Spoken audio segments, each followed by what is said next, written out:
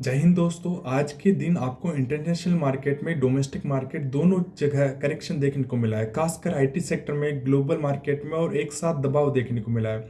अब सवाल यह है कि ये करेक्शन क्यों आया, इसके पीछे असली वजह क्या है और अब हमें आगे क्या मार्केट में रणनीति बनानी चाहिए। आज की इस वीडियो में हम सब कुछ स्टेप बाय स्टेप कवर करेंगे तो लॉजिकली समझेंगे। तो पहला पॉइंट रहेगा इंटरनेशनल मार्केट, जो हमें करेक्शन क्यों देखने को मिला। तो सबसे बात करते हैं इंटरनेशनल मार्केट की।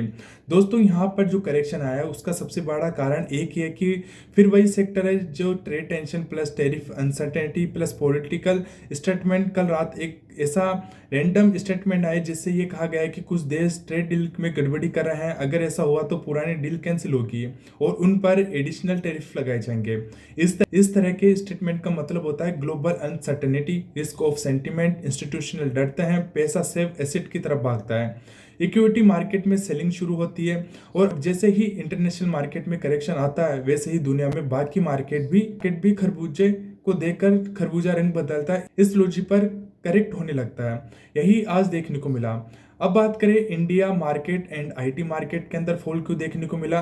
तो आज का सबसे बड़ा इम्पैक्ट पड़ता है आईटी सेक्टर पर। बहुत लोगों को लगता है कि आईटी गिरा है क्योंकि ग्लोबल जो है स्लो डाउन है, यूएस रिसेक्शंस फेयर है, क्लाइंट स्पेंडिंग स्लो है। लेकिन असली डीप रीजन थोड़ा अलग है और वो है cloud plus AI automation shift की तरफ। देखिए अभी तक दुनिया का banking system, financial backend and accounting system बहुत हद तक पुराने सॉफ्टवेयर आर्किटेक्चर पर चलते हैं। इन सिस्टम को मेंटेन करने वाली कंपनी के पास में मोनोपोली थी, प्राइसिंग पावर थी, हाई मार्जिन थे। अब एआई और क्लाउड प्लेटफॉर्म ने क्या किया कि वही काम ऑटोमेशन से पॉसिबल बना दिया। एंट्री बैरियर कम हो गया, छोटी कंपनी भी कंपटीशन बन गई और डिपेंडेंसी रिस्क बहुत कम हो गया। अब यहाँ असली इशू ये नहीं है कि आईटी कंपनी का प्रॉफिट आएगा या नहीं आएगा। प्रॉफिट आएगा, रिन्यू भी आएगा एंड ग्रोथ भी आएगी। लेकिन असली इशू ये है कि प्रॉफिट पर जो वैल्यूएशन मल्टीपल देना था, जो पी रेशो देना था, जो प्रीमियम देना था, वही रिड्यूस हो रहा है। यानी रिन्यू रहेगा, प्रॉफिट रहेगा, लेकिन वैल्यूएशन कंपेरिजन होगा। यही वजह है आईटी स्टॉक में सेलिंग प्रेशर की। अब बात करें मोमेंटम वर्सेस कॉन्ट्रा स्ट्रेटेजी की। अब मार्केट में दो तरह की स्ट्रेटेजी चलती है। एक तो मोमेंटम स्ट्रेटेजी, जहां पैसा चल रही है, गाड़ी में बैठता है, जैसे पीएसयू बैंक्स, बैंकिंग सेक्टर और फाइनेंशियल्स। शॉर्ट टर्म राइड के लिए सेक्टर स्ट्रॉन्ग होते हैं। लेकिन कॉन्ट्रा स्ट्रेटेजी की बात करता हूं तो जहां सब लोग गाली दे रहे होते हैं वहीं स्मार्ट मनी धीरे धीरे एक्यूमुलेट करता है। जहां आईटी सेक्टर कॉन्ट्रा जोन में है, मतलब शॉर्ट टर्म पेन रहेगा, वॉलेटिलिटी रहेगी, फ्रस्ट्रेशन रहेगा, लेकिन लॉन्ग टर्म इन्वेस्टर्स के लिए यहीं से बेस बनता है।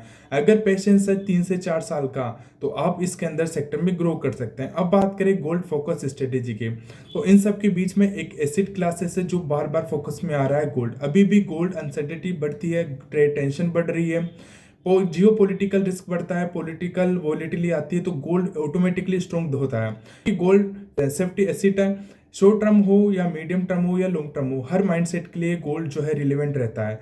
सिल्वर अभी ज़्यादा स्पेक्युलेटिव नहीं है क्योंकि गोल्ड कंपेरेटिवली सेफ बेट है, इसलिए गोल्ड को वॉच लिस्ट में रखना बहुत जरूरी है। एलोकेशन जरूरी है, ट्रेडिंग प्लस इन्वेस्टिंग दोनों एंगल से फोकस जरूरी है।